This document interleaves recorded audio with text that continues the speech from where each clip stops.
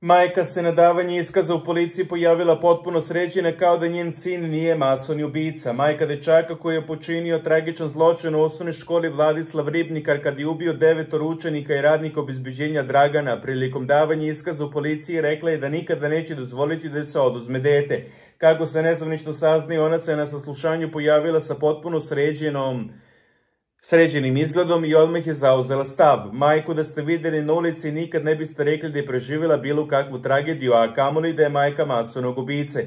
Ona je dajući iskaz rekla da nikada neće dozvoliti da joj se oduzme dete, kaže dobro obavešten izvora, piše Republika. Naime, ona je došla da daje iskaz povodom sumnje da je zanemarivala maloletno dete, a pojavila se sa sređenom frizurom i noktima, potpuno našminkana i odevena kao da ide na svečanost. Bila je u kompletu sa belom kragom na koje je sijao broš. Dodala je da se neće odreći svog sina, ma koja je cena bila, što je šokiralo istražitelje kojima je ovo malo reći dugo neće moći da izađe iz glave.